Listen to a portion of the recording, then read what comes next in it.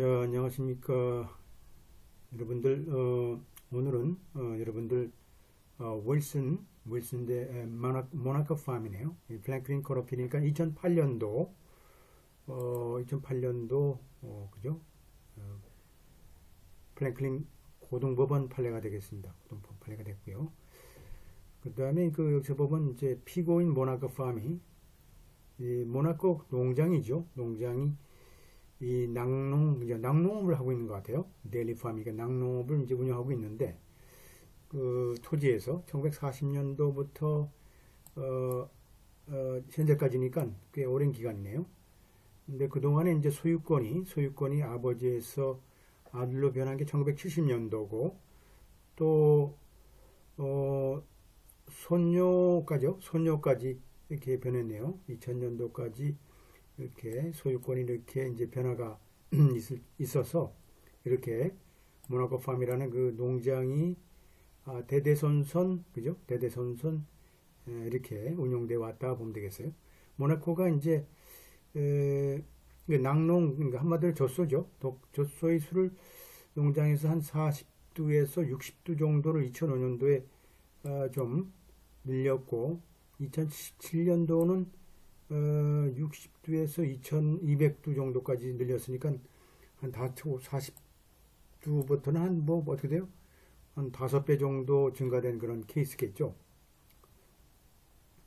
그런 이제 케이스고 여기서 이제 원고인 플랜티프 그죠? 원고인 빌 윌슨이라는 사람이 윌슨이죠. 윌슨이라는 사람이 이제 소위 모나코의 팜이죠. 모나코 농장의 동쪽에 위치한 필지에 이제 살았어요. 그게 1990년도부터죠. 2007년도에 이분이 이제 소위 모나코 농장을 대상으로 해서 이제 개인 그런 경범 우리가 뭐 생활 이제 소음이죠. 생활 소음 생활 뭡니까 이게 서로 이제 냄새죠. 냄새나 소리나 이것 때문에 이제 소를 제기하는 게 뉴스스죠. 한마디로 생활 이제 경범죄에 해당되는 그런 그죠? 죄에 속하는데 하여튼간에 모나코에 대해서 이제 소를 제기했는데 요는 뭘까요? 파리와 먼지와 냄새가 그죠? 냄새가 이런 젖소 농장으로부터 이제 그죠? 나오다 보니까 자신의 어떤 거주의 침해를 우리가 거주의 침해를 하고 있다라는 거죠. 우리 민법상에 우리 불법행위법상에 enjoyment property라는 건 한마디로 자기 주거지에서의 어떤 안락하고 조용하고 깨끗한 분위기에서 살고 싶은 거죠. 그런 욕망이 누구나 있기 마련이죠. 이런 상태에 우리가 권리가 바로 이제 기본권이죠. 이런 것들은 이제 침해한다라고 한 이제 소를 제기한 거죠. 모나코가 이제 즉시 플랭클린 라이트 팜 액트라는 것을 이제 들어서 이제 여기서 보게 되면 윌슨의 소를 한마디로 이거 뉴스 쓰니까 결국 이제 형사상의 소보다는 이제 일반 민사상의 그런 문제가 되겠죠. 민사상의 하여튼 그 소송에 대해서 이제 기각시켜달라는 이제 요청을 한 거고, 또 이제 모나코 입장에서 볼 때는 결국 어떻게 돼요? 자신의 운영 자체를 확대하고 변화시켰을 때, 그죠? 변화시켰을 때 농장의 운영이라는 것을 계속 이런 법률에 의해서 보호를 받을 특권이 있다라고 이제 주장하겠죠. 법률이 있는 거니까요. 플랭클린 라이트 팜 액트라는 법률이 있는 거죠. 그래서 거기에 대해서 윌슨이라는 사람이 뭐라고 또 주장을 했냐면 이 관련 법이라는 것은 이 농장을 보호를 하지 않는다는 얘기죠. 그럼 뭘까요? 농장의 확대라는 것은 결국은 자신이 농지를 자신이 토지를 취득했을 당시에 그러한 생활 소음이나 그 다음에 그죠? 이러한 냄새들이 존재하지 않았던 그죠? 하지 않았다는 뜻이죠. 않았으므로 한마디로 존재하지 않았던 그 소음을 그 다음에 그 냄새를 지금 만들어내기 때문에 사실상 이 법률에 의해서 보호를 못 받는다 이렇게 주장하는 거겠죠. 그런데 원심법원은 어떻게 할까요? 원심법원에서는 이제 원고에 대해서 이제 반대 의견을 제시했죠. 한마디로 이제 피고의 손을 들어준 거죠. 하면서 결국은 원고가 이제 항소한 그런 케이스라고 볼 수 있겠어요. 그런 케이스를 우리가 지금 보고 있습니다. 그래서 이것도 이제 우리가 처음으로 또 쓰고 있는데 이거 다 지우려고 그러면 또 한참 걸리겠네요. 하여튼 간에 이건 또 같이 따라가니까 뭐 별 문제 없을 것 같아요. 그리고 지금 이제 이런 상황들이 뭘까요? 기본적으로 이제 이 소위 플랭클린 주의회죠. 의회에 그 당시에 법률이 제정됐을 당시에 보호하고자 하는 그런 의도죠. 의도가 있는 보호하고자 하는 목적이 있는 그런 농장의 운영의 한 형태라 볼 수 있는 거죠. 한 형태가 모나코라는 건 1994년도 이후에 존재했고 그 다음에 당시에는 뭘까요? 당연하게 생활소음이나 그런 냄새가 존재하지 않은 거죠. 않을 수 있었다라는 거죠. 당시엔 당연하게 물론 이제 규모도 적었지만 당시에는 당연하게 그 인근에 또 주택이라는 것도 없었으니까 1984년도 들어와서 모나코와 인접된 그 토지가 이제 필지가 나눠져서 결국은 택지로 개발돼서 민간 주택이 들어서게 되고 결국은 우리가 조닝으로 볼 때 한마디로 우리가 지구 단위 계획을 볼 땐 한마디로 사람의 주거 지역으로 이렇게 그 지역 토지가 명시되어 있는 거죠. 농지 바로 옆에 이제 인접돼서 이제 민가가 들어선 그런 케이스라 볼 수 있겠습니다. 이런 문제들이 이제 농지들이 이제 산업화되면서 자꾸 잠식돼서 민가라든지 이런 주택들이 이제 침식해서 들어오는 그런 케이스가 되겠죠. 2007년도까지 소위 모나코 농장에 대한 운영에 대해서는 아무런 어떤 그죠 불만이 제기되지 않았어요. 당연하게 60두에서 200두까지의 그 젖소를 당시에 늘렸을 때 확장했을 때까지도 2007년도까지도 사실은 이제 그러한 불만이 없었죠. 제기가 되지 않았죠. 이제 문제는 뭘까요? 이러한 그 플랭클린 라이트 팜 액트라는 이러한 그 플랭클린 법률 자체가 기본법이죠. 이 농촌 기본법이라는 게 계속 모나코를 보호할 것인가 아니죠. 보호할 수 있는 거죠. 한마디로 확장 후에도 계속 보호할 수 있느냐, 보호를 할 것인가라는 그 문제가 이제 우리가 법적인 문제가 대두되는 거죠. 그래서 당시 그 농촌기본법이 제정됐을 때 우리가 입법부의 입장은 뭐라고 그랬어요? 그러한 사항들이 변화될 수 있다. 따라서 그러한 어떤 변화들이 있다 하더라도 사실상 이런 농촌기본법의 보호에 영향이 없다 그러죠. 미칠 수 없다라는 것이 이제 우리가 그런 그 입법 목적이었죠. 이게 바로 이제 특히 그 농촌기본법의 섹션 3BI에 보게 되면 주로 그 소유권의 변화의 문제에 관한 문제를 다루고 있고, 하지만 그 규모라든지 운영의 규모라든지 어떤 규모의 성격의 어떤 변화에 대해서는 딱히 다루고 있지 않다라는 거죠. 그런 측면이 있다는 거죠. 그러니까 사실상은 소유권의 변화는 이제 다루고 있지만 규모라든지 운영의 어떤 형태라든지 성격에 대해서는 전혀 이제 그런 문제를 다루고 있지 않다라는 거죠. 법을 어떻게 그러면 해석할 것인가? 그 윌슨이라는 사람이 지금 이제 원고죠. 이제 인근 모나코 팜의 농장에 인접되어 있는 그 토지에 한 필지를 하여튼 필지를 소유하고 그 집을 소유하고 있는 민가를 소유하고 있는 이제 사람인데, 윌슨이라는 사람이 그 입법부에서 그 의회죠. 의회 자체에서 4개만 그죠? 보게 되면 이제 4개만 오직 4개만 명시되어 있기 때문에 거기도 보기도 어떻게 될까요? 농장 운영의 이 어떤 어떤 인터럽션이니까 어떤 중단이라든지 어떤 변화가 있을 수 있겠죠. 관련해서 오직 4개만이 지금 명시되어 있고 이제 법문에 그렇게 되어 있다는 거죠. 명시되어 있고 뭐 이런 것은 4개라는 것은 결국은 배타적인 내용일 수 있고 엑소스입스니까 어떻게 돼요? 한마디로 이게 전부 다라는 거죠. 더 이상 이게 열거 규정이 아니고 그냥 그죠? 딱 명시적인 규정 그 안에만 해당된다는 얘기. 이게 이제 엑스클루시브 배타적이고 이런 엑소스티브니까 뭐 한마디로 완전한 빠짐없는 그런 뜻이겠죠. 이런 그러시라 거죠.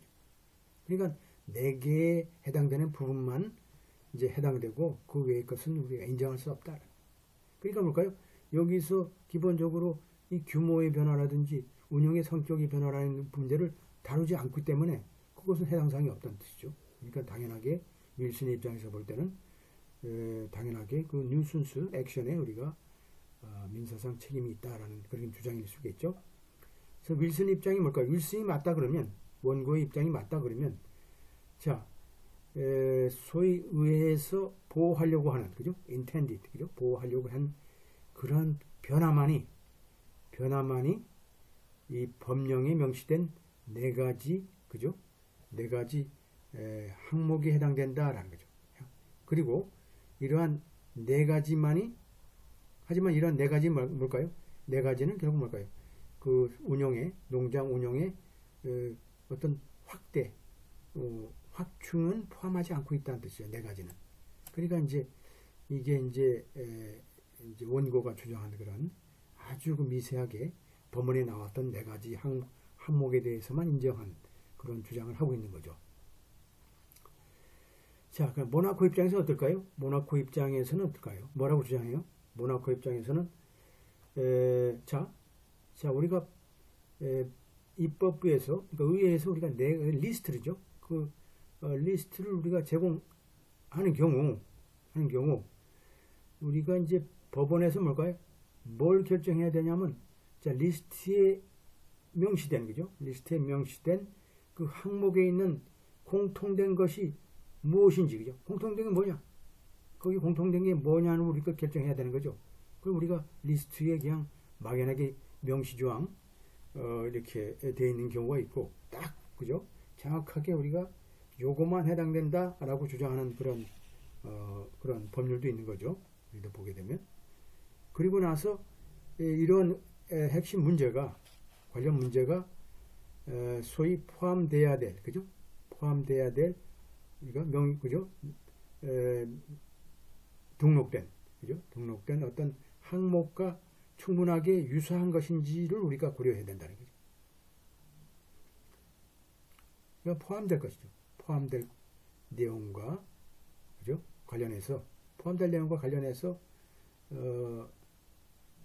명시되어 있는 그런 항목과 충분하게 유사한 것을 우리가 고려해야 된다는 거죠. 이제 우리가 요것만 봐서는 우리 여러분들이 명확하게 그 뜻을 짐작할 수 없겠지만 자 보게 되면 그 다음 문제는 보게 되면 나올 수 있겠죠. 자 모나코라고 또 뭐를 주장하게요? 모나코가 뭘 주장하겠어요? 모나코가 이거 원고 입장에서 뭐라고 주장했어요?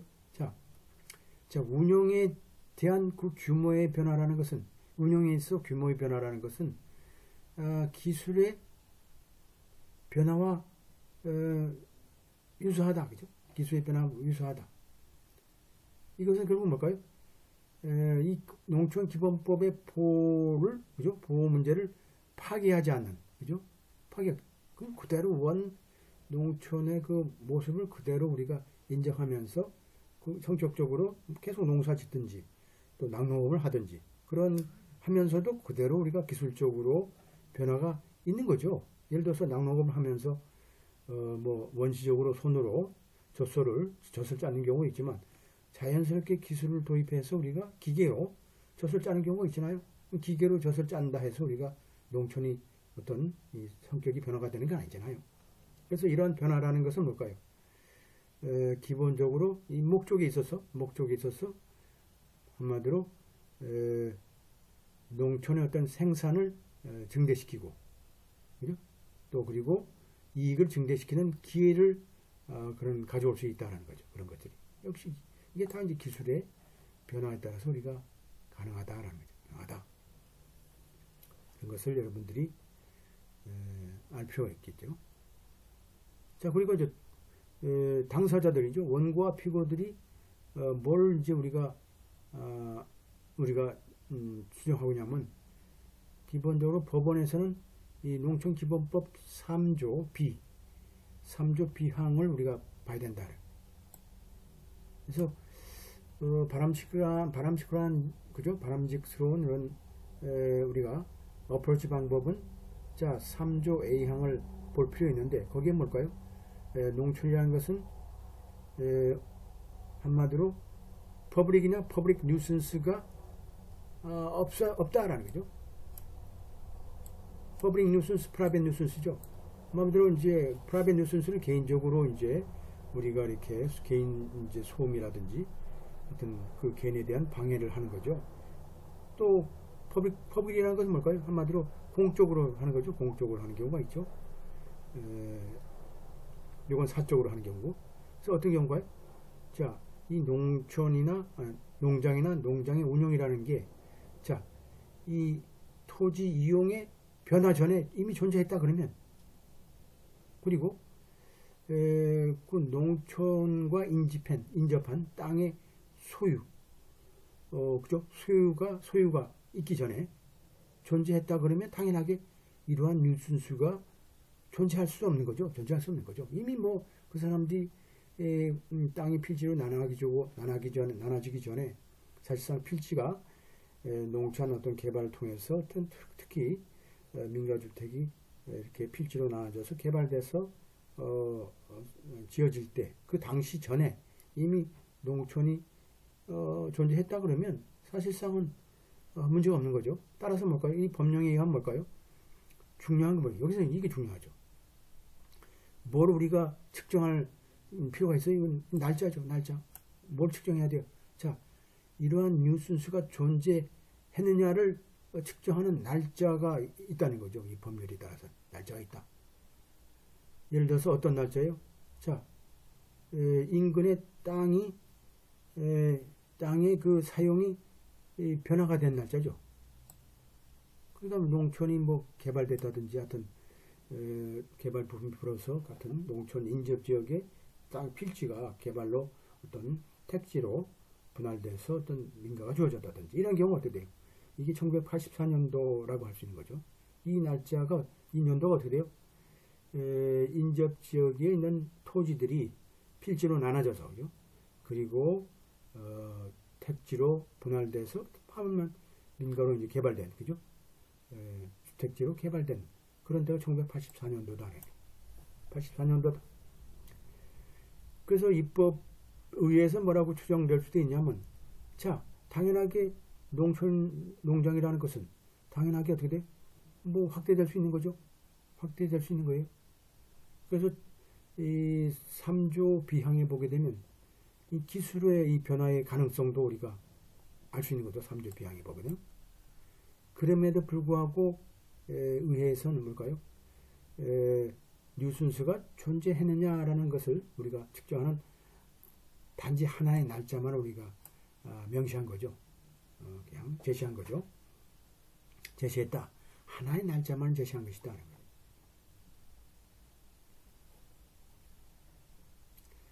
자, FRFA, 소위 농촌기본법의 목적이라는 것은 한마디로 뭐예요? 자, 그러니까 플랭클린의 소위 농업용 토지죠. Agriculture Land니까 농업용 토지의 보호라든지, 그죠? 보존이라든지, 보호라든지, 장려죠. 장려. 그러니까 소위 개발과 개선을 위한, 개량을 위한 어떤 보호나 보존이나 어떤 장려를 우리가 목적으로 하고 있고, 특히 뭘까요? 식량이라든지 다른 농촌 상품들을 상업적인 생산이죠. 농촌 상품의 상업적인 커머셜 프로덕트, 상업적인 목적으로 생산을 목적으로 하는 농촌 토지의 개발과 개선을 위한 어떤 보존 보호